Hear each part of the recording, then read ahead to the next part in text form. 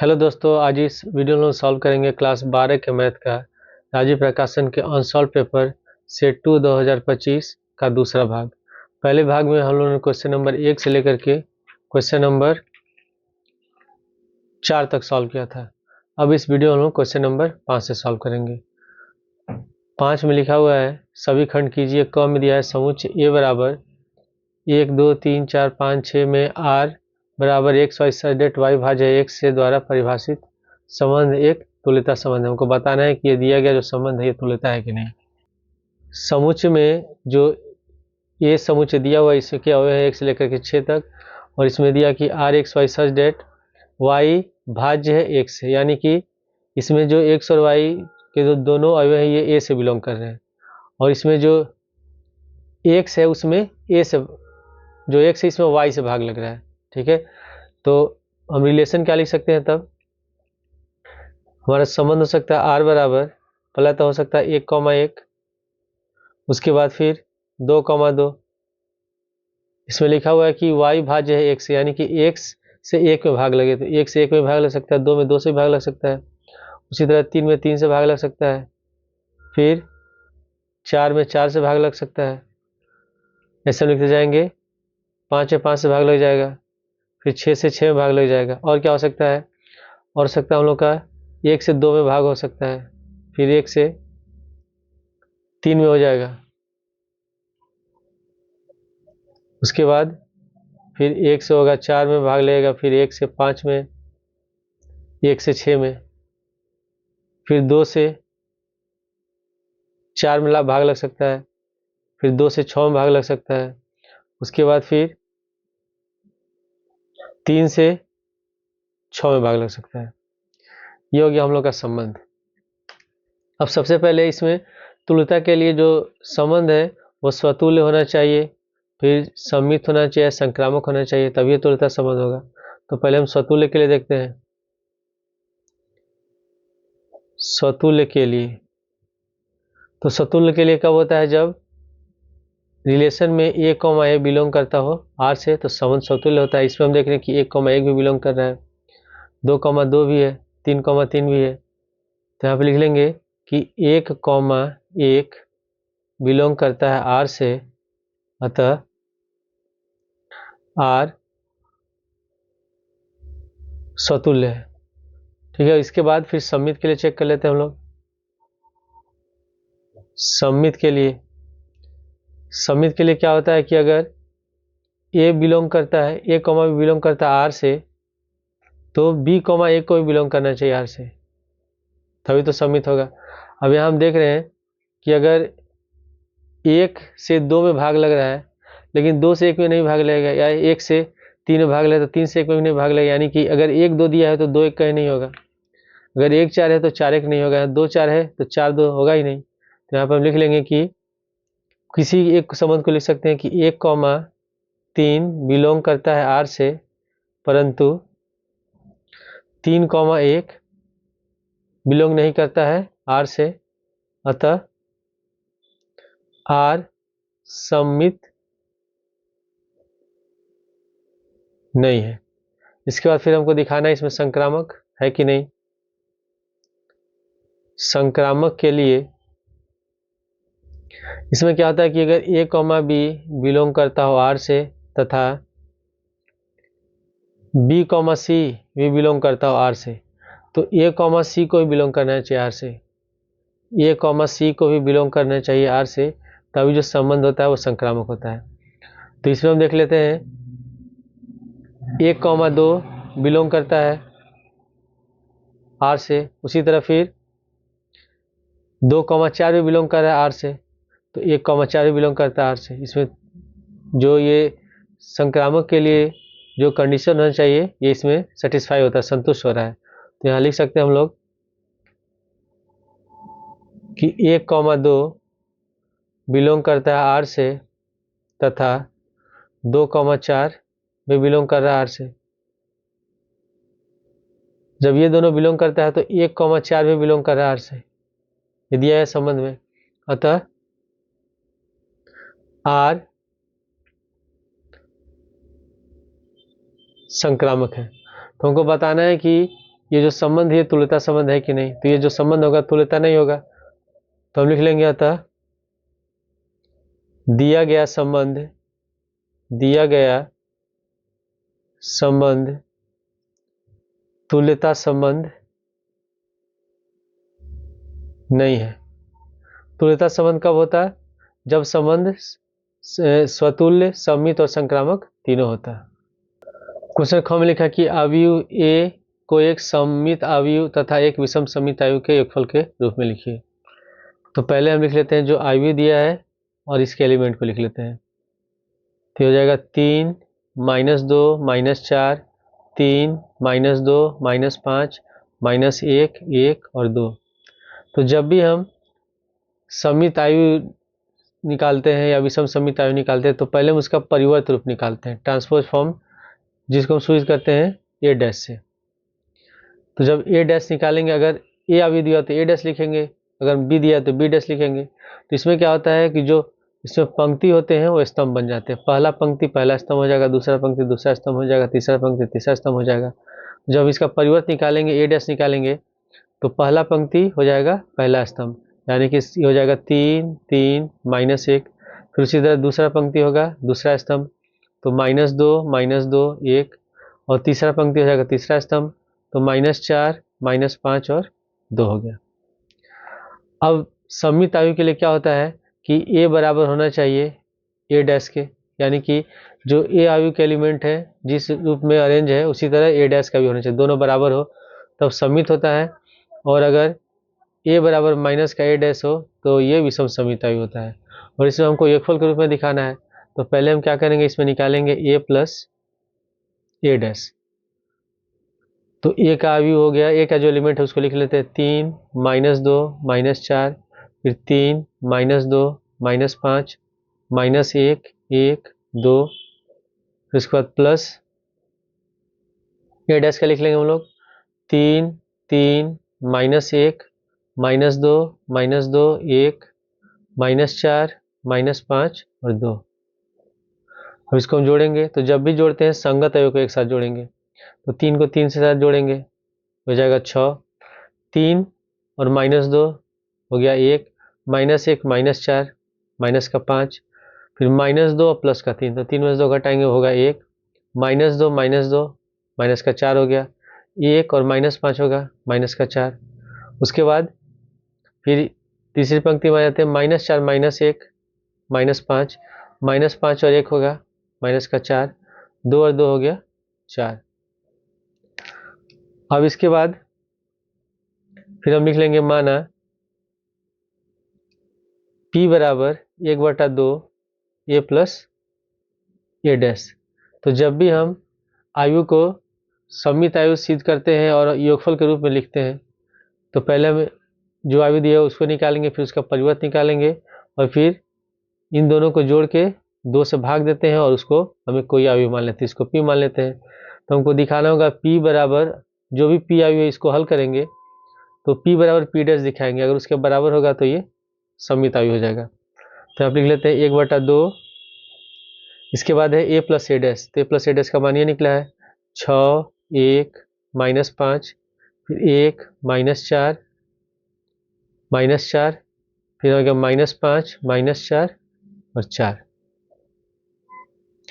अब यहाँ 1/2 लिखा है, मतलब 2 में सबसे भाग देंगे, 2 में 6 से भाग देंगे तो हो जाएगा 3, फिर 2 से 1 में भाग देंगे तो 1/2 हो गया, -5 में 2 से भाग देंगे तो माइनस का 5/2। उसी तरह फिर 1 में भाग देंगे 2 से तो 1/2 हो गया, 2 में -4 से भाग देंगे माइनस का 2, फिर 2 में -4 से भाग देंगे माइनस का 2 हो गया, फिर 2 से -5 में भाग देंगे माइनस का 5/2, फिर 2 से -4 में भाग देंगे माइनस का 2, 2 से 4 में भाग देंगे 2 हो गया। ठीक है, अब हम इसका निकालते हैं। ये तो हम लोग का P का मान निकल गया, अब हम निकालेंगे P डैश। तो P डैश जब निकालेंगे यानी कि जो पंक्ति होगा वो हो जाएगा हम लोग का स्तंभ। ये तो P अवयव हो गया। अब फिर P डैश निकालते हैं, तो सबसे पहले यहाँ होगा पहला पंक्ति है तो पहला स्तंभ हो जाएगा, तो यहाँ लिख लेंगे 3 1/2 और माइनस का 5/2। उसी तरह दूसरा पंक्ति होगा दूसरा स्तंभ, तो पहले लिखेंगे 1/2, फिर उसके बाद माइनस का 2 और माइनस का 2। उसके बाद तीसरा पंक्ति तीसरा स्तंभ, तो माइनस का 5/2, फिर माइनस का 2 और 2। तो इसमें हम देख रहे हैं कि जो पी आयु के एलिमेंट है जिस ऑर्डर में अरेंज है और जिस क्रम में जिस स्थान पर जो भी एलिमेंट है सेम उसी तरह इसमें भी है। जो पी डैश के एलिमेंट है जिस ऑर्डर में अरेंज है उसी तरह पी डैश के हैं। यहाँ भी 3 1/2 फिर माइनस का 5/2 यहाँ भी पहली पंक्ति में है, तो दोनों बराबर हैं। तो हम लिख लेंगे चूंकि P बराबर P डैश है, अतः यह एक सममित आयु है, यह एक सममित आयु है।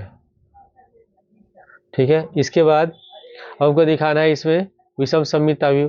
तो विषम सममित आयु निकालने के लिए हम निकालेंगे A माइनस A डैश। तो पहले एक एलिमेंट लिख लेते हैं। एक एलिमेंट है इसमें 3 -2 -4, उसके बाद फिर 3 -2 -5 -1 1 और 2, फिर माइनस।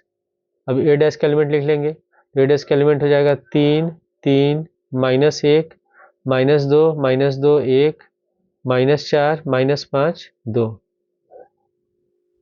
अब इसको हम लोग माइनस करते हैं। यहाँ 3 फिर -3, तो 3 में से 3 घटाएंगे 0 हो गया।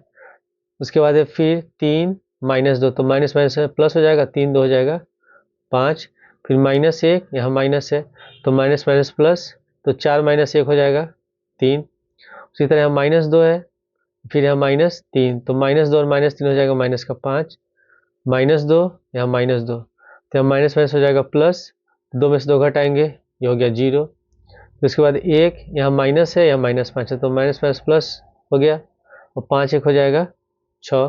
फिर तीसरी पंक्ति में आ जाते हैं -4, यहाँ माइनस है, यहाँ -1 है, तो माइनस माइनस प्लस, तो -4 + 1 होगा -3। तो इसके बाद -5 यहाँ है, यहाँ 1 है, तो ये -1 हो जाएगा, तो -5 और -1 -6। फिर उसके बाद 2 है और यहाँ -2 है, तो 2 में से 2 घटाएंगे 0। अब हमको दिखाना है इसमें विषम सममित आयु के योगफल के रूप में। तो हम लिख लेते हैं, हम माना Q बराबर 1/2 A माइनस A डैश, तो हो गया 1/2 और A माइनस A डैश का ये मान है। इसको लिख लेते हैं हम लोग 0 -5 -3, फिर 5 0 -6 3 6 0। 2 से भाग दे देंगे इसको। तो जब 2 से भाग देंगे तो 0 में 2 से भाग देंगे 0, फिर 0 -5 भाग देंगे माइनस का 5/2, 0 -3 में 2 से भाग देंगे माइनस का 3/2, फिर 5 में 2 से 5 भाग देंगे तो हो जाएगा 5/2। उसके बाद फिर 0 में 2 से भाग देंगे, ये हो गया 0। 2 से -6 भाग देंगे माइनस का 3। उसी तरह फिर तीसरे स्तंभ में 2 से 3 भाग देंगे 3/2, फिर 2 से 6 में भाग देंगे हो जाएगा 3, फिर 2 से 0 में भाग देंगे, ये हो गया 0। अब इसके बाद इस आयु में से हम प्रत्येक अवयव में से माइनस कॉमन ले लेते हैं। तो जब माइनस कॉमन ले लेंगे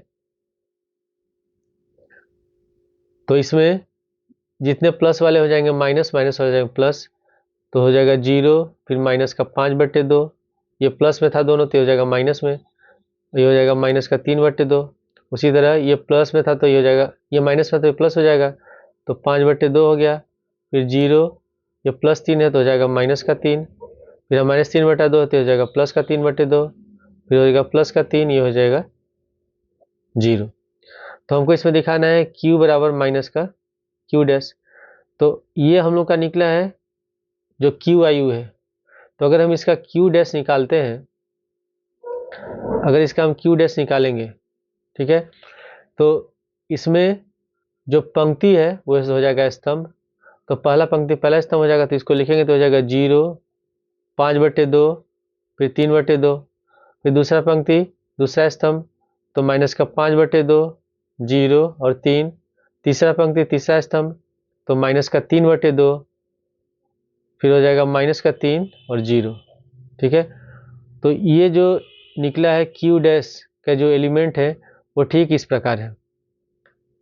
यहाँ तो माइनस है और यहाँ जो ये आयु है ये Q डैश के बराबर है, तो आप लिख सकते हैं माइनस का और ये हो जाएगा Q डैश, यानी कि Q बराबर है माइनस Q डैश के। अतः यह एक विषम समित आयु है, विषम समित आयु है। क्वेश्चन ग में लिखा है कि यदि x बड़ा है -x और छोटा है x से के लिए x अंडर रूट एक plus Y under root X plus X बराबर 0, तो सिद्ध कीजिए कि dy बटे डी एक्स बराबर माइनस का 1/1 प्लस एक्स स्क्वायर। तो पहले इसमें दिया हुआ है x under root 1 plus Y under root 1 plus X बराबर 0। तो इसमें हम क्या करते हैं, इस वाले पद को ले आते हैं बाएं साइड, दाएं साइड, तो प्लस तो हो जाएगा माइनस, साइन चेंज हो जाएगा, तो x हो गया अंडर रूट 1 प्लस वाई बराबर minus y under root 1 plus x. अब इसमें रूट दिया तो रूट हटाने के लिए हम लोग क्या करेंगे, दोनों पक्षों में वर्क कर देंगे। तो लिखेंगे दोनों पक्षों में वर्ग करने पर तो हो जाएगा x under root 1 plus y का होल स्क्वायर बराबर माइनस वाई और रूट में 1 प्लस एक्स का होल स्क्वायर। तो हो गया एक्स स्क्वायर, और जब स्क्वायर है तो रूट हट जाएगा, तो हो जाएगा 1 प्लस वाई बराबर, उसी तरह माइनस का स्क्वायर प्लस हो गया, तो होगा वाई स्क्वायर, इसमें रूट हट जाएगा 1 प्लस एक्स। अब ब्रैकेट हटाएंगे, गुणा कर देंगे, तो हो जाएगा x square plus x square y बराबर, ये हो जाएगा वाई स्क्वायर और प्लस एक्स वाई स्क्वायर। अब इसमें जो वाई स्क्वायर पद है उसको लाते हैं बाएं साइड, इसको लाते हैं दाएं साइड, तो हो जाएगा एक्स स्क्वायर जो हो गया बाएं साइड आएगा तो माइनस का वाई स्क्वायर बराबर, यहाँ है एक्स वाई स्क्वायर, इसको ले जाएंगे हम लोग दाएं साइड, तो हो जाएगा माइनस का एक्स स्क्वायर वाई। अब ये a square minus b square के रूप में है, तो होगा a plus b a minus b, तो इसको लिख सकते हैं एक्स प्लस वाई गुणे एक्स माइनस वाई।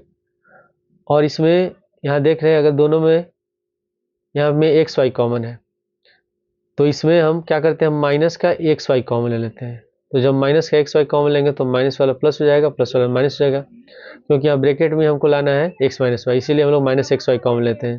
जब माइनस एक्स वाई कॉमन लेंगे तो यहाँ बच जाएगा एक्स, ये और ये हो जाएगा हम लोग का minus y, x minus y, तो इसमें एक्स माइनस वाई और एक्स माइनस वाई हो जाएगा कैंसिल।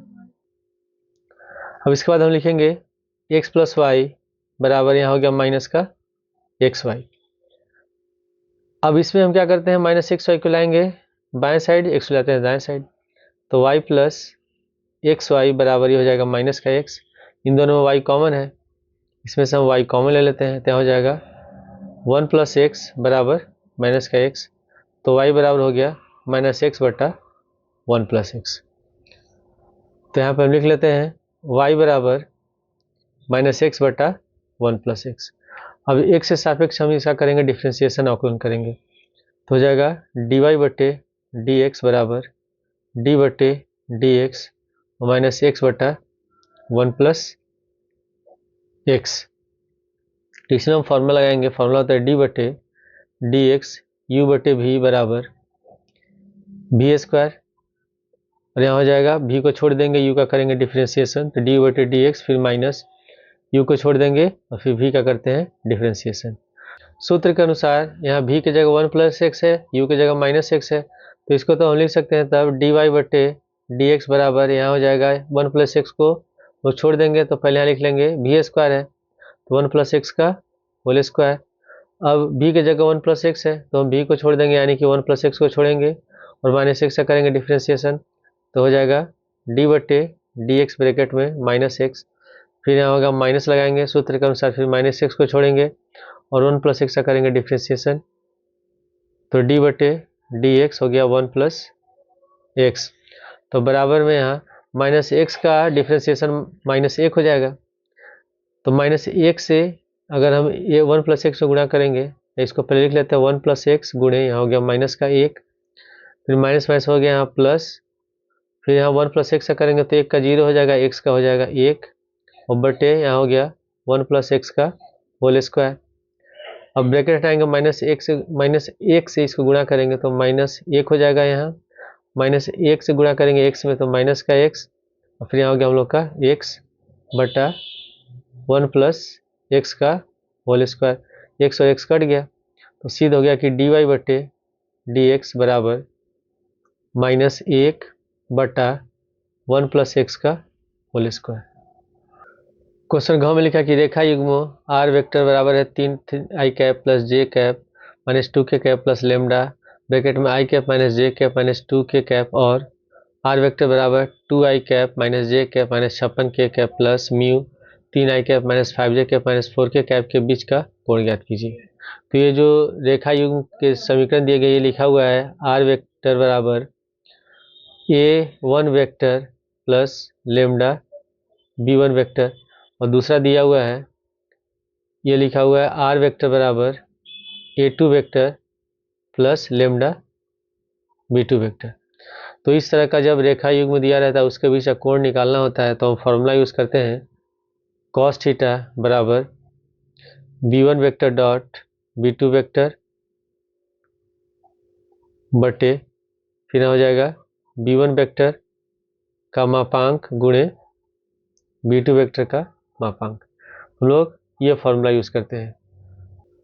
अब इसके बाद हम लोग क्या करेंगे, इसमें ये जो दोनों दिए गए समीकरण है इसकी तुलना हम करेंगे इस समीकरण से और इस समीकरण से। तो पहले समीकरण तुलना करेंगे तो a1 की जगह ये हो गया, ये हो गया b1 की जगह। तो हमको इसमें केवल b1 और b2 का मान निकालना है, तो ये हो जाएगा b1 वेक्टर, ये हो जाएगा b2 वेक्टर।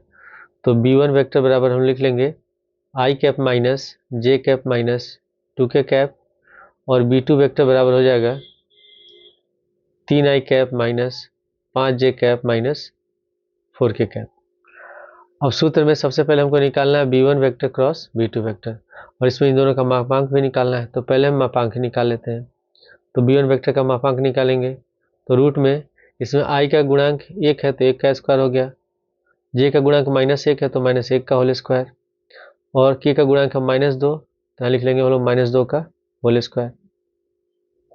तो 1 का स्क्वायर 1 हो जाएगा, -1 का स्क्वायर 1 हो गया, 2 का स्क्वायर 4 तो हो जाएगा √6। फिर हम निकाल लेते हैं b2 वेक्टर का मापांक। तो इसमें i का गुणांक 3 है तो 3 का स्क्वायर, j का गुणांक -5 तो -5 का होल स्क्वायर, k का गुणांक -4 तो हो गया -4 का होल स्क्वायर। तो 3 का स्क्वायर हो जाएगा 9, -5 का स्क्वायर हो गया 25, 4 का स्क्वायर हो गया 16, जोड़ेंगे तो हो जाएगा 50, रूट है 50 और 50 का जब वर्गमूल निकालेंगे तो हो जाएगा 5√2। अब इसके बाद हम निकाल लेते हैं b1 vector dot b2 vector. तो b1 vector dot b2 vector बराबर b1 वेक्टर है हम लोग का i cap minus j cap minus 2k cap फिर dot 3i cap minus 5j cap minus 4k cap. तो जब भी हम डॉट प्रोडक्ट निकालते हैं तो उसमें होता है कि i vector dot i vector का मान 1 होगा, j vector j cap dot j cap का मान हो जाएगा 1, उसी तरह k cap dot k cap का मान हो जाएगा 1। लेकिन जब हम i cap dot j cap का मान निकालेंगे तो ये 0 हो जाएगा, उसी तरह j cap dot k cap का मान निकालेंगे तो ये भी 0 हो जाएगा, और k cap dot i cap का मान निकालेंगे तो ये भी 0 के बराबर होगा। तो इसमें अगर हम i कैप, यहाँ i कैप है, गुणा करेंगे तो इसका मान तो 1 हो जाएगा, बचेगा 3 तो 3 लिख लेते हैं। फिर i से अगर j में गुणा करेंगे तो ये भी 0, फिर i से k में गुणा करेंगे ये भी 0 हो जाएगा, तो इसको छोड़ देते हैं 0 वाले को। फिर उसके बाद j कैप से फिर 3i कैप में गुणा करेंगे तो j और i 0 हो जाएगा, फिर j कैप गुणा करेंगे तो इसका मान 1 होगा, हो जाएगा माइनस माइनस प्लस, और 5 गुणे 1 तो 5 हो गया। उसी तरह फिर j से अगर k में गुणा करेंगे तो ये भी 0, फिर उसके बाद k कैप हो रहा है तो k कैप से i कैप में गुणा करेंगे 0 हो गया, फिर k कैप से j कैप में गुणा करेंगे तभी 0 हो जाएगा, लेकिन k कैप को k कैप से गुणा करेंगे तो 1 होगा, तो हो जाएगा माइनस माइनस प्लस, 2 में 4 से गुणा करेंगे 4 दूनी 8 और k कैप का मान 1 हो गया।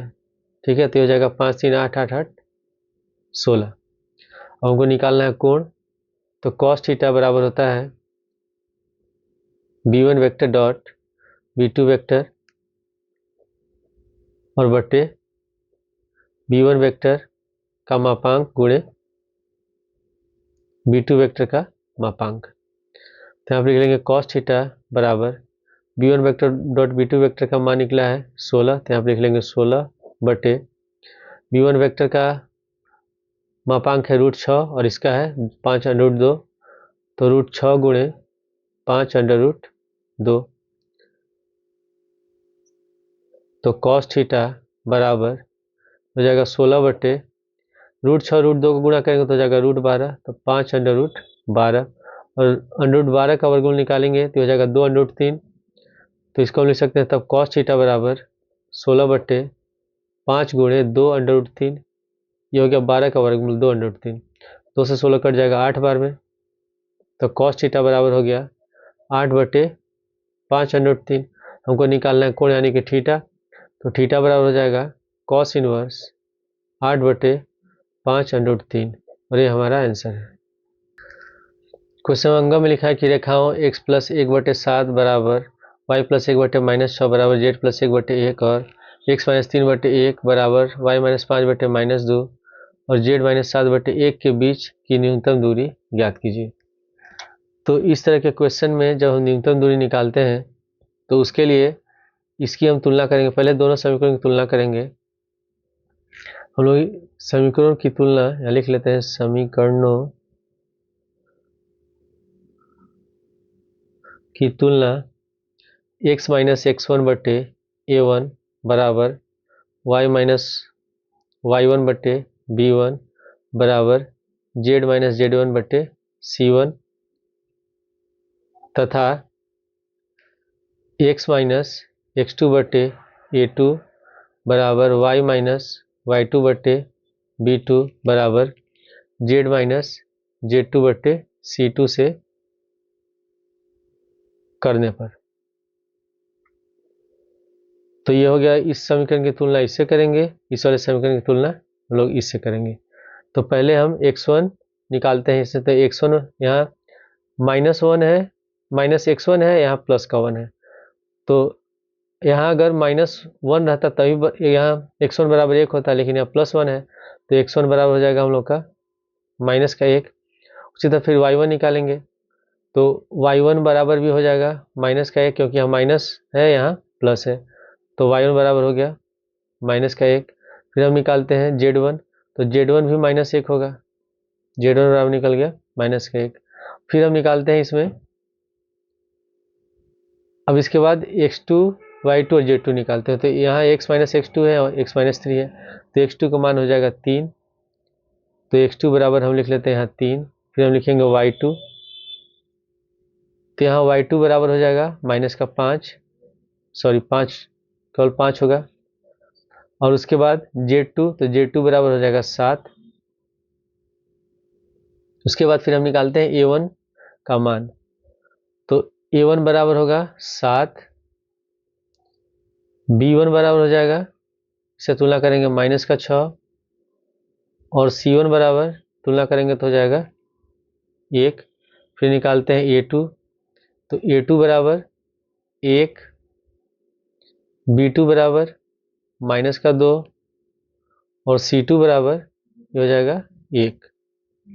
अब हमको निकालना है इसके बीच की न्यूनतम दूरी। तो सूत्र होता है दो रेखाओं के बीच की न्यूनतम दूरी, जब ये रेखाएं कार्तीय रूप में लिखे हैं तो उसका फॉर्मूला हो जाएगा x2 - x1, फिर यहाँ होगा y2 - y1 और उसके बाद z2 - z1। फिर यहाँ पे लिखेंगे हम लोग a1 b1 c1 a2 b2 c2। इसके हम लोग निकालते हैं डिटर्मिनेंट, सारणी निकालेंगे और नीचे इसके बट्टे में होगा रूट में b1 c2 minus b2 c1 का होल स्क्वायर, फिर प्लस, फिर यहाँ हो जाएगा c1 a2 minus c2 a1 का होल स्क्वायर, फिर प्लस हम लिखेंगे a1 b2 minus a2 b1 का होल स्क्वायर। ये होता है न्यूनतम दूरी का सूत्र जब रेखाएं कार्तीय रूप में लिखी हैं। तो पहले हम इसका मान निकाल लेते हैं। तो अगर हम लिख लेते हैं पहले रूट में b1 c2 minus b2 c1 का होल स्क्वायर, फिर plus c1 a2 minus c2 a1 का whole square, plus a1 b2 minus a2 b1 का होल स्क्वायर। सबका हम मान रखते हैं पहले।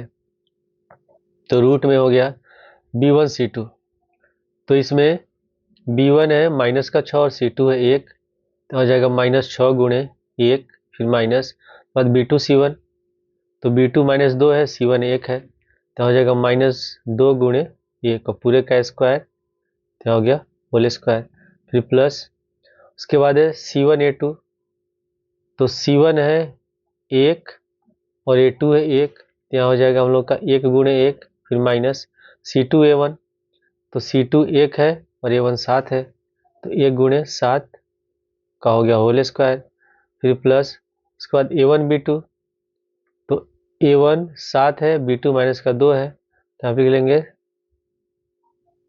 7 गुणे -2, फिर माइनस A2B1, A2 1 है और B1 माइनस का 6 है, तो 1 गुणे -6। अब यहाँ पे हो जाएगा हम लोग का -6 में 1 से गुणा करेंगे माइनस का 6, -2 में 1 से गुणा करेंगे -2 का माइनस माइनस प्लस का स्क्वायर हो गया, फिर प्लस यहाँ 1 में 1 से गुणा करेंगे 1 -7 का होल स्क्वायर, फिर प्लस यहाँ भी 7 से -2 में गुणा करेंगे माइनस का 14 और 1 से -6 में, तो माइनस माइनस प्लस का 6 हो गया का होल स्क्वायर। अब यहाँ पे -6 और +2 घटाएंगे -4, -4 का स्क्वायर हो गया 16, 1 -7 -6, 6 का स्क्वायर हो जाएगा 36, 14 में 6 घटाएंगे बचेगा -8, -8 का होल स्क्वायर हो गया 64, तो इसमें हम लोग जोड़ेंगे 64 और 36 हो जाएगा 100, 116, 116 का जब वर्गमूल निकालेंगे तो हो जाएगा हम लोग का 2√29। अब हम लोग को निकालना है इसका मान, न्यूनतम दूरी निकालना है, तो इसमें इसका मान निकल गया 2√29। अब हम यहाँ पे मान रखते हैं, तो यहाँ पे लिख लेंगे हम लोग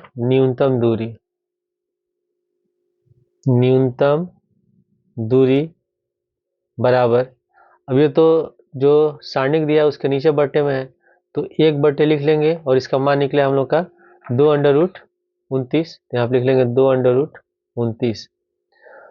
अब यहाँ पे सबसे पहले x2 - x1, तो x2 है 3, उसके बाद फिर माइनस x1 है -1, तो माइनस माइनस हो गया प्लस, उसके बाद फिर y2 - y1, y2 5 है, y1 है -1, तो माइनस तो इसमें है फॉर्मूला में, फिर -1 लिखे तो माइनस माइनस प्लस हो गया, फिर z2 - z1, तो z2 है 7 माइनस z1 माइनस का 1, तो प्लस हो गया, उसके बाद फिर a1 b1 c1, तो a1 7 है, b1 माइनस का 6 है और c1 1 है, उसके बाद फिर है a2 b2 c2, तो a2 1 है, b2 माइनस का 2 है और c2 1 है, तो हो जाएगा बराबर में 1/2√29, 3 1 4, 5 1 6, हो जाएगा 7 1 8, फिर 7 -6 1 1 -2 और 1।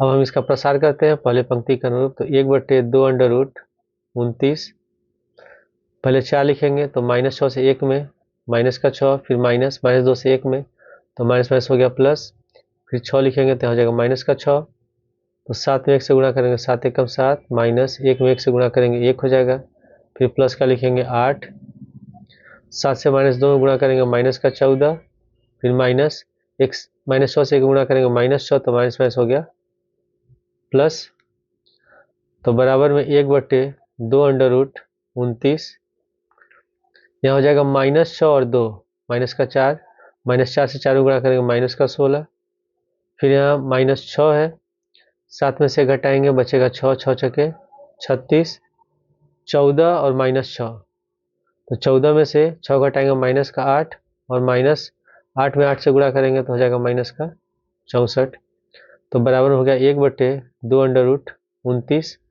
इसको जोड़ेंगे तो ये हो जाएगा हम लोग का माइनस का 116, और जब हम दूरी निकालते हैं तो दूरी तो माइनस में होगा नहीं, तो हम ऋणात्मक मान नहीं लेंगे, तो इसको हम लिखेंगे 1/2√29 गुणे 116, तो 2 से 116 कट जाएगा 58 बार में, तो हो गया हम लोग का 58/√29।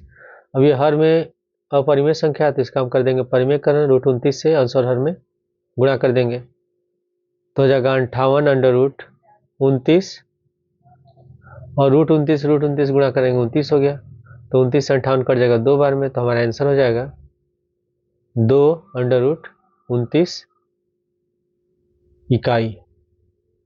ठीक है, और ये हमारा आंसर है। क्वेश्चन 6 में लिखा है सभी खंड कीजिए कम है कि वक्र x का पावर 2/3 प्लस y का पावर 2/3 बराबर 2 के लिए बिंदु 1,1 पर स्पर्श रेखा और अभिलंब के समीकरण ज्ञात कीजिए।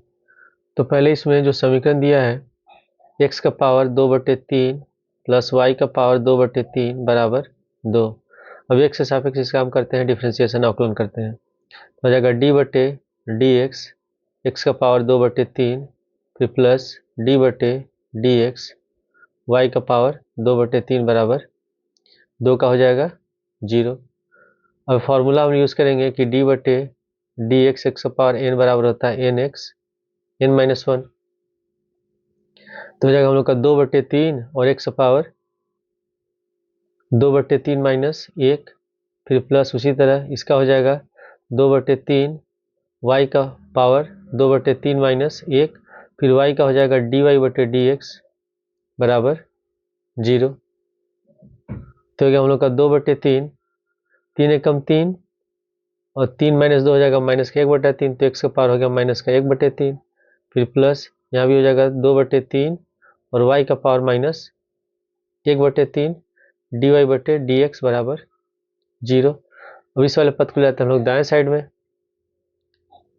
तो यहाँ हो जाएगा हम लोग का 2/3 y का पावर माइनस 1/3 dy/dx बराबर माइनस का 2/3 x का पावर माइनस 1/3, तो 2/3 से 2/3 कट गया, तो यहाँ बच गया हम लोग का y का पावर माइनस 1/3 dy/dx बराबर x का पावर माइनस 1/3।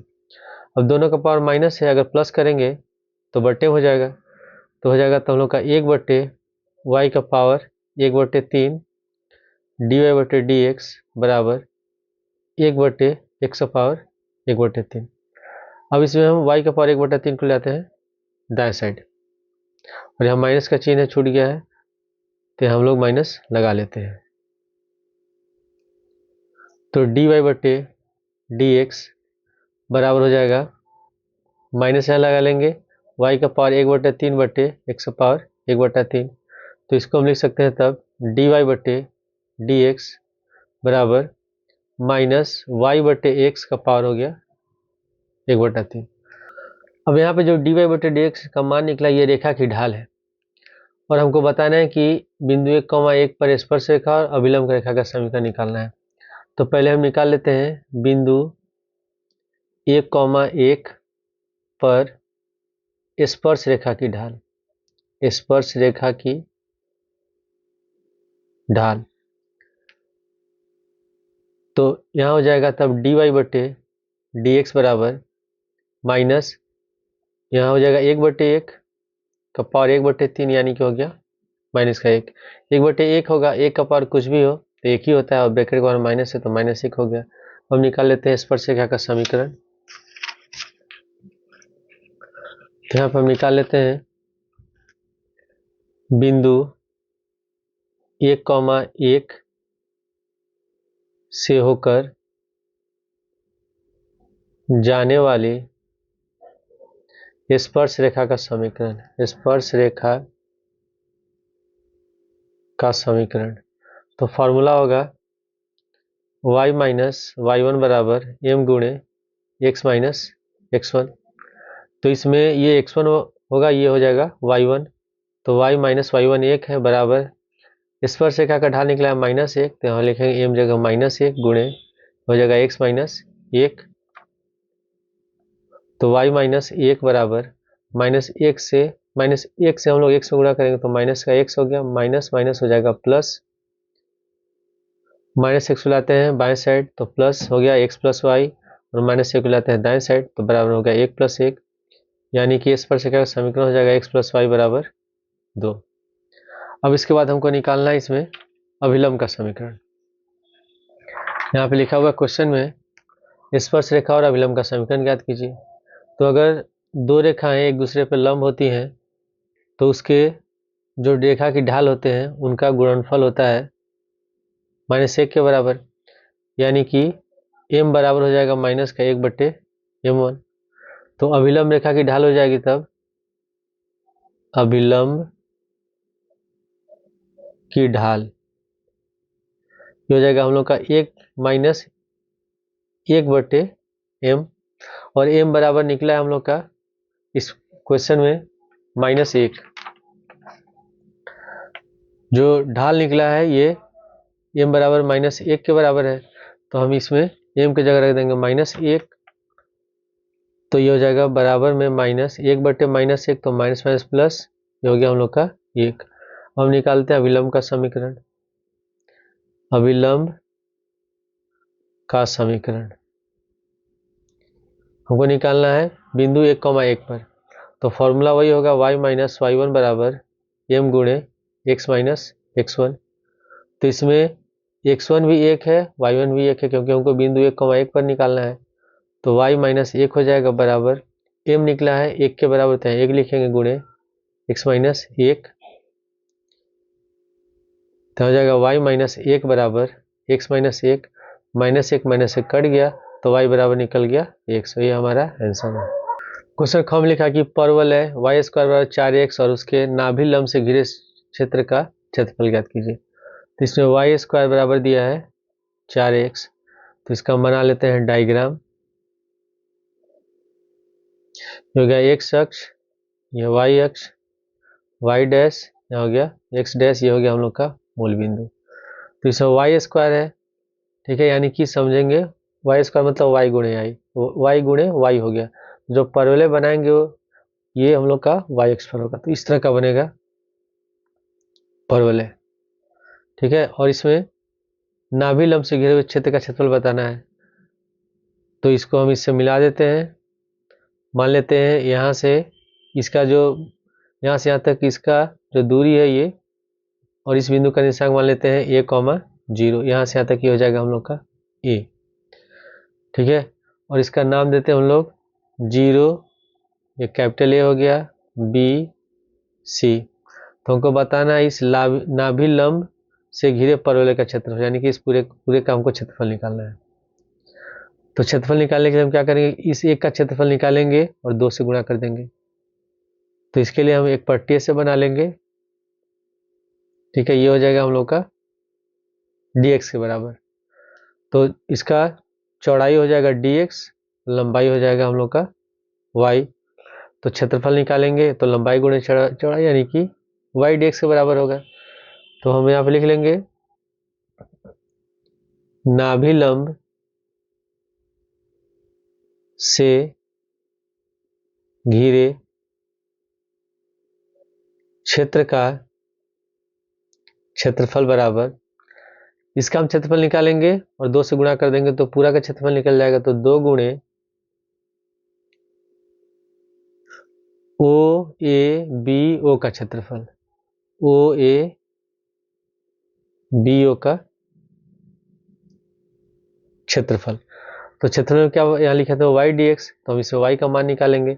तो y बराबर लिख सकते हैं, जब स्क्वायर हटाएंगे तो रूट हो जाएगा 4x, तो 4 का वर्गमूल हो जाएगा 2, और a भी रूट में होगा तो a को इसको लिख सकते हैं a का पावर 1/2, इसको लिख सकते हैं x का पावर 1/2। तो यहाँ पे हो जाएगा, तो हम लोग का 2 गुणे इंटीग्रेशन होगा, और यहाँ से यहाँ तक क्षेत्रफल निकालें, यानी कि 0 से लेकर के a तक। तो 0 से a हो जाएगा, और यहाँ लिखेंगे हम लोग y dx।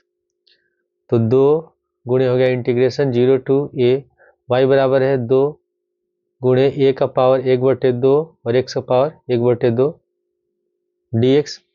तो इसमें 2 और a का पावर 1/2 कांस्टेंट है, ये दोनों हो जाएगा इंटीग्रेशन के बाहर। तो गुणा कर देंगे तो 2 दूनी 4, a का पावर 1/2, इंटीग्रेशन लिमिट होगा 0 to a, x का पावर 1/2 dx। हम फॉर्मूला जानते हैं कि इंटीग्रेशन x का पावर n dx बराबर होता है x का पावर n+1 और प्लस c, जिसमें n की जगह 1/2 है, तो हो जाएगा 4 a का पावर 1/2 और 1/2 में जब 1 जोड़ेंगे तो 2 एकम 2 हो जाएगा 3/2, तो हो जाएगा x का पावर 3/2 और नीचे हो गया 3/2 और इसका लिमिट हो गया 0 टू a। तो इसमें 3/2 हमारा कांस्टेंट है, ये बाहर ये तो उल्टा हो जाएगा, यहाँ हो जाएगा 2/3, तो ये बाहर इसको लिख लेंगे, तो 4 गुणे a का पावर 1/2 और गुणे हो गया 2/3। अब यहाँ बचा हम लोग का x का पावर 3/2 और लिमिट होगा 0 टू a। अब इसको हम 2 से 4 में गुणा कर देंगे तो हो जाएगा 4 दूनी 8, a का पावर 1/2 और नीचे 3 है तो बट्टे में 3 आ गया, तो हो गया 8/3 a का पावर 1/2। अब यहाँ पे हम मान रखते हैं, एक बार a रखेंगे एक बार 0 रखेंगे, तो x की जगह जब a रखेंगे तो a का पावर 3/2 फिर माइनस 0 का पावर 3/2, तो ये तो 0 हो गया, तो हो गया हम लोग का 8/3 a का पावर 1/2 गुणे a का पावर 3/2। तो जो फॉर्मूला होता है कि जब बेस सेम होता है तो पावर को हम लोग जोड़ देते हैं, तो 8/3 a का पावर हो जाएगा 1/2 प्लस 3/2, तो ये हो जाएगा 3 1 4/2, तो 8/3 a का पावर 4/2, तो 2 से 4 कट गया 2 बार में, तो हमारा आंसर हो जाएगा 8/3 a स्क्वायर वर्ग इकाई। क्वेश्चन गौ में लिखा कि अवकलन समीकरण y dx minus x plus y 2 square d y बराबर 0 को हल कीजिए। तो यहाँ लिखा है y dx minus x plus 2y square d y बराबर 0। तो इस माइनस वाले पद को ले आते हैं पहले दाएं साइड, तो प्लस हो जाएगा, तो y dx बराबर हो जाएगा x plus 2y square d y. अब इसमें हम डी वाई को लाते हैं बाएं साइड और y को लाते हैं दाएं साइड, तो जब डी वाई को बाएं साइड ले जाएंगे तो हो जाएगा dx बटे डी वाई, और y को ले जाएंगे दाएं साइड तो हो जाएगा हम लोग का x प्लस 2y स्क्वायर बटे y। अब इसको हम अलग अलग पदों में लिख लेते हैं, तो dx बटे डी वाई बराबर ये हो जाएगा हम लोग का x बटे वाई और प्लस ये हो गया 2y स्क्वायर बटे वाई। अब यहाँ पे 2y स्क्वायर है, यहाँ y है, तो y से ये y स्क्वायर में एक y कट जाएगा तो बच जाएगा y, और x बटे वाई को मतलब बाएं साइड, तो dx बटे डी वाई माइनस का x बटे वाई बराबर हो गया हम लोग का 2y। इसको मान लेते हैं समीकरण 1। हम लिख लेंगे समीकरण 1 की तुलना हम करेंगे डी वाई डी एक्स बटे d Y plus p x बराबर क्यू से। तो इसमें पी एक्स है, यहाँ भी एक्स है, और पी की जगह है माइनस का 1/y, तो पी बराबर लिख लेंगे माइनस का 1/y और क्यू बराबर हो जाएगा 2y। तो इसमें हम निकालते हैं समाकलन गुणांक, समाकलन गुणांक निकालेंगे, ठीक है, यानी जिसको सूचित करते हैं हम लोग आई एफ से। तो आई एफ बराबर होता है ई का power integration p d y, यहाँ लिख लेंगे ई का पावर और इंटीग्रेशन और पी बराबर है माइनस का 1/y, तो लिख लेंगे माइनस 1/y डी वाई। तो 1/x का इंटीग्रेशन लॉग x होता है तो 1/y का लॉग y हो जाएगा, तो बराबर हो जाएगा ई का पावर माइनस लॉग y, ठीक है। अब यहाँ माइनस है तो यहाँ पे अगर हम लिख लें माइनस लॉग y लिख रहे हैं तो यहाँ तो एक छिपा है, तो फॉर्मूला होता है कि लॉग ए का पावर m बराबर m लॉग ए। तो यानी कि अगर ये पहले लिखा है तो हम इसको अगर पावर में लिखे तो पावर ऊपर चला जाएगा, तो हो जाएगा लॉग फिर y का पावर -1, जब y का पावर -1 तो हो जाएगा हम लोग का लॉग 1/y। तो हम माइनस लॉग y को लिख सकते हैं e का पावर लॉग 1/y, जो हो जाएगा 1/y के बराबर, ठीक है। अब हम निकालते हैं अभीष्ट हल। अभीष्ट हल बराबर फॉर्मूला होता है x गुणे आई एफ बराबर इंटीग्रेशन q गुणे I F D Y plus C. तो x गुणे आई एफ जो निकला है ये निकला 1/y के बराबर, तो लिख लेंगे 1/y बराबर इंटीग्रेशन हो गया q है 2y के बराबर, तो यहाँ हो गया 2y गुणे आई एफ है 1/y, और यहाँ हो गया डी वाई प्लस सी, वाई से वाई कट गया, यहाँ हो गया x/y बराबर इंटीग्रेशन, यहाँ हो गया डी वाई, एक बचा तो एक में डी वाई से गुणा करेंगे, डी वाई हो गया प्लस सी, और दो भी छूटा है तो यहाँ दो को हम लोग बाहर लिख लेते हैं, तो डी वाई का इंटीग्रेशन हो जाएगा y, तो x/y बराबर 2y प्लस सी, y को ले आते हैं हम लोग दाएं साइड, तो x बराबर हो जाएगा y से गुणा करेंगे 2y में, तो 2y स्क्वायर, y से गुणा करेंगे c में, तो हो गया cy, और ये हमारा आंसर है। क्वेश्चन घ में लिखा कि वे अवरोध हो 5x प्लस 3y less than equal to 15, या फिर 2x प्लस 5y छोटा है बराबर है 10 के, x बड़ा है बराबर है 0 के, और y बड़ा है बराबर है 0 के अंतर्गत z बराबर 8x प्लस 5y का अधिकतम मान आलेखीय विधि से ज्ञात कीजिए। तो पहला समीकरण दिया, इसको हम लिख सकते हैं 5x प्लस 3y बराबर 15, इसको मान लेंगे समीकरण 1। फिर दूसरा लिख लेंगे हम लोग 2x प्लस 5y बराबर 10, इसको मान लेते हैं समीकरण 2। उसी तरह x बराबर 0 तीसरा हो जाएगा, y बराबर 0 चौथा हो जाएगा, x बराबर 0, ठीक है, ये हो गया हम लोग का तीसरा, और y बराबर 0, ये हो गया हम लोग का चौथा। तो पहले हम क्या करेंगे, इसमें पहले समीकरण में एक बार x 0 रखेंगे, y का मान निकालेंगे, फिर y 0 रखेंगे, x का मान निकालेंगे, फिर उसका ग्राफ खींचते हैं। फिर दूसरे समीकरण में फिर हम x 0 रखेंगे, y का मान निकालेंगे, फिर y 0 रखेंगे, x का मान निकालेंगे। तो पहले लिख लेते हैं हम लोग समीकरण 1 से।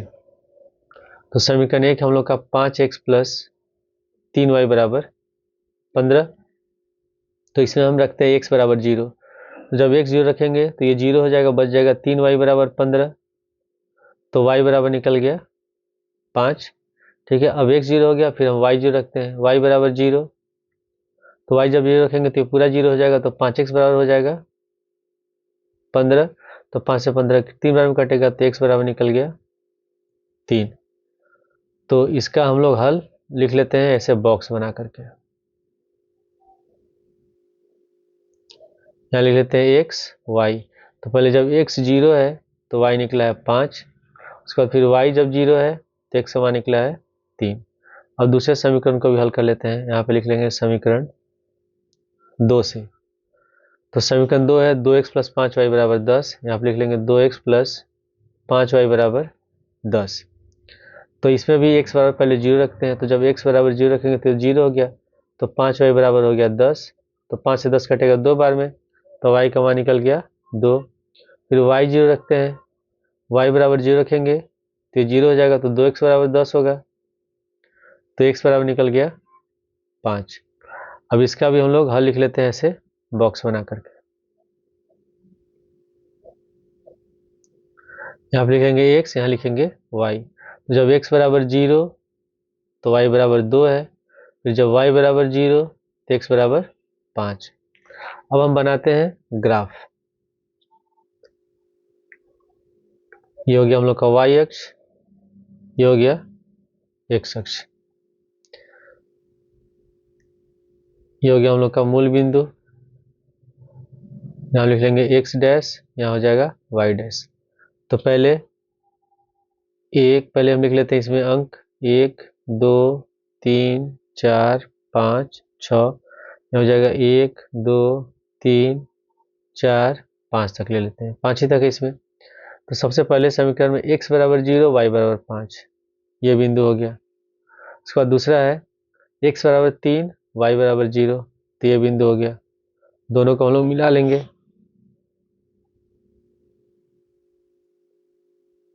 उसके बाद फिर दूसरे समीकरण में x बराबर 0 y बराबर 2, तो ये बिंदु होगा। उसके बाद फिर x बराबर 5 तो y बराबर 0, तो ये बिंदु हो गया। इन दोनों को भी मिला लेते हैं हम लोग। तो हम लोग को अब यहाँ पे दोनों रेखाएं एक बिंदु पर काटे हैं, तो इसका भी हमको हल निकालना है। और इसमें लिखा हुआ है कि 5x प्लस 3y छोटा है बराबर 15 के, और ये भी है छोटा है बराबर है 10 के, यानी कि जो हल होगा इसके नीचे वाला ये हम लोग का हल होगा। तो हमको ये बिंदु और ये बिंदु पे निकालना है हल, और ये हम लोग का हो गया 0 मूल बिंदु।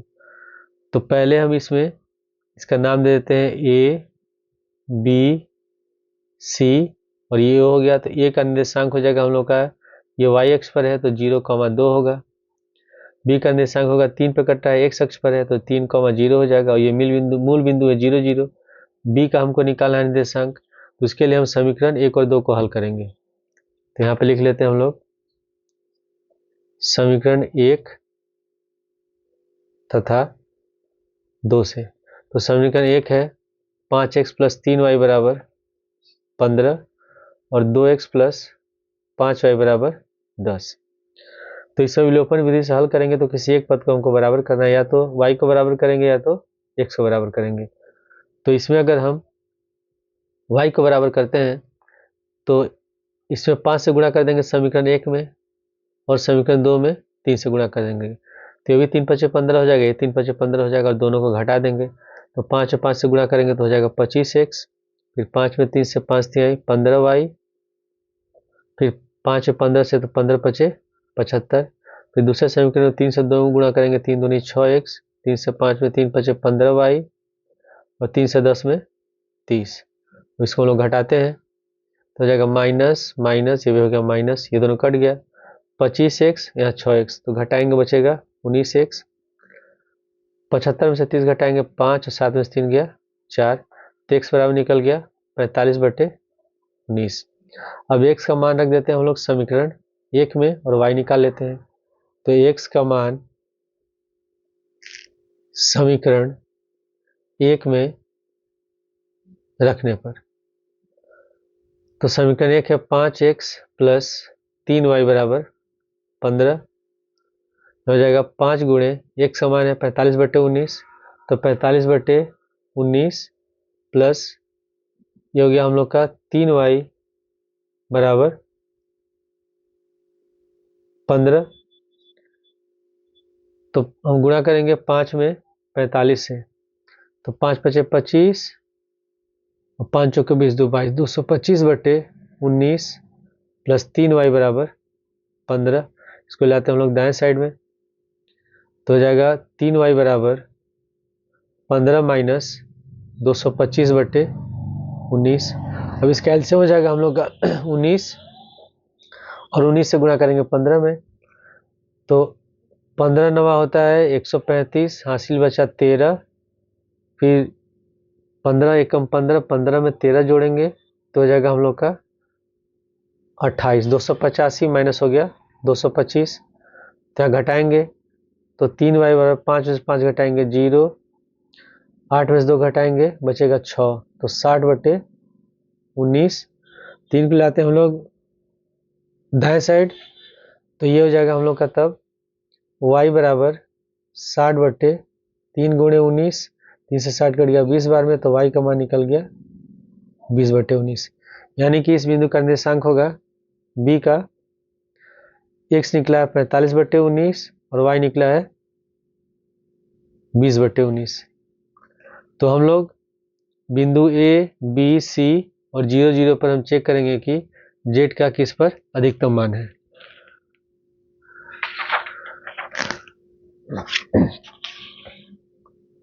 तो पहले हम लिख लेंगे कोणीय बिंदु,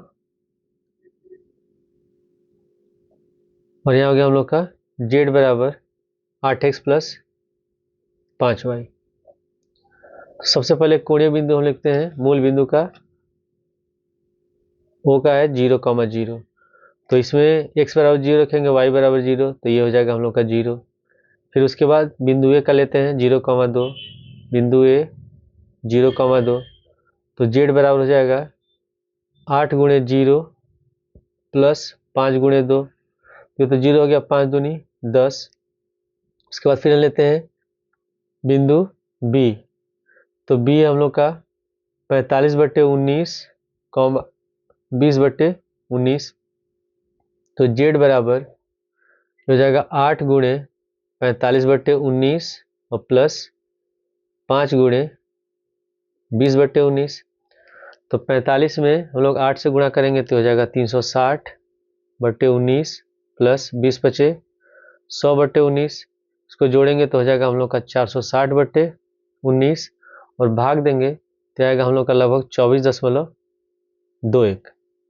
उसके बाद तीसरा बिंदु है 3, 0, तो C 3, 0 पर चेक करते हैं, तो z बराबर हो जाएगा 8 गुणे 3 प्लस 5 गुणे 0, तो हो जाएगा 8 तरीके 24। तो इसमें हम देख रहे हैं कि जब b का जो मान है इसमें निर्देशांक का x और y का, जब इसमें हम z में रखते हैं तो सबसे अधिकतम मान रहा है 24.21। तो हम इसका आंसर लिख लेंगे। इसका आंसर होगा कि अतः बिंदु b 45/19, 20/19 पर z का मान अधिकतम है, और ये हमारा आंसर है।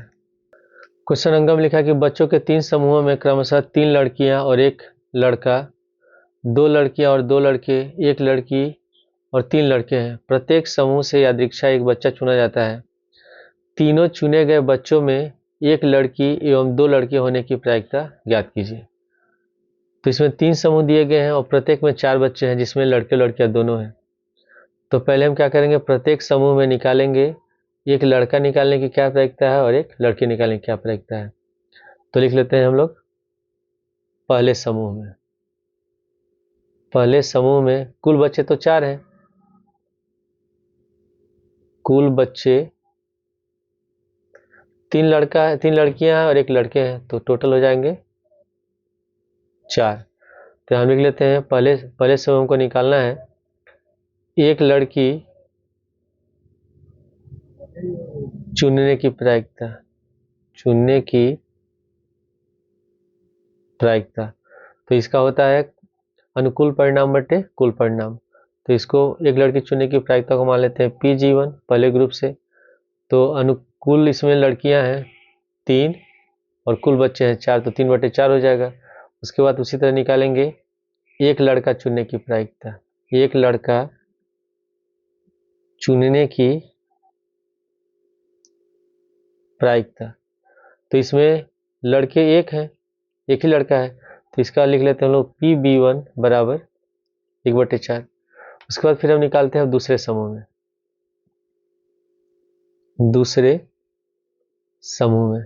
तो दूसरे समूह में 2 लड़कियां हैं और 2 लड़के हैं, यानी कि कुल 4 ही बच्चे हैं। तो इसमें भी निकाल लेंगे हम लोग 1 लड़की चुनने की प्रायिकता। 1 लड़की चुनने की प्रायिकता, तो इसमें हम इसको लिख लेते हैं P(G2) बराबर, तो हो जाएगा 2/4, क्योंकि दोनों में 2 लड़की, दूसरे समूह में 2 लड़के और 2 लड़कियां हैं, तो 2 एकम 2, 2 दूनी 4 हो गया 1/2। फिर उसके बाद 1 लड़का चुनने की प्रायिकता, 1 लड़का चुनने की प्रायिकता, तो हो जाएगा हम लोग का P(B2) यानी कि 2/4, ये भी हो गया हम लोग का 1/2। उसके बाद फिर निकालते हैं हम लोग तीसरे समूह में। अब तीसरे समूह में 1 लड़की है और 3 लड़का है, इसमें कुल 4 बच्चे हैं, तो 1 लड़की चुनने की प्रायिकता निकालेंगे। 1 लड़की चुनने की प्रायिकता, 1 लड़की चुनने की प्रायिकता, तो इसको लिख लेते हैं P(G3) बराबर, तीसरे समूह में 1 लड़की है तो 1/4 हो गया। उसी तरह 1 लड़का चुनने की प्रायिकता है तीसरे समूह में, तो इसको मान लेते हैं P(B3), तो तीसरे समूह में 3 लड़के हैं, तो ये हो जाएगा हम लोग का 3/4। अब यहाँ कंडीशन क्या दिया हुआ कि तीनों चुने गए बच्चों में से, तीनों में से हम लोग को बच्चे चुनना है जिसमें 1 लड़की है और 2 लड़के होंगे, ठीक है। और इसमें ये जो घटनाएं हैं स्वतंत्र हैं। तो अब कंडीशन क्या है, इसमें कंडीशन है कि चुने गए बच्चों में 1 लड़की तथा 2 लड़के हैं, ठीक है। तो कंडीशन क्या हो सकता है, पहला हो सकता है, ये घटनाएं स्वतंत्र हैं, तो पहला हम लिख सकते हैं इसमें P, अगर क्या क्या प्रायिकता हो सकता है, ठीक है। तो पहला मान लेते हैं कि पहले समूह से 1 लड़की चुनी गई, दूसरे समूह से एक लड़का और तीसरे समूह से एक लड़का। ठीक है, जब तीनों घटनाएं स्वतंत्र होगी तो हो जाएगा हम लोग का, यहाँ लिख लेंगे P(G1) गुणे P(B2) गुणे P(B3).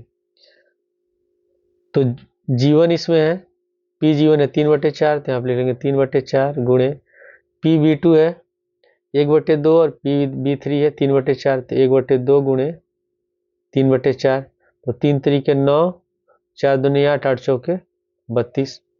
फिर क्या हो सकता है, दूसरी प्रायिकता क्या हो सकती है, मान लेते हैं पहले समूह में से एक लड़का चुना गया, दूसरे समूह में से एक लड़की चुनी गई और तीसरे समूह में से फिर से एक लड़का चुना गया। तब ये हो जाएगा हम लोग का P(B1) गुणे P(G2) गुणे P(B3). तो P(B1) है 1/4, तो यहाँ आप लिखेंगे 1/4 गुणे P(G2) है 1/2, ठीक है 1/2 है, और P(B3) है 3/4, तो 1/2 गुणे 3/4, तो 3 एकम 3, 4 चौके 16 दूनी 32।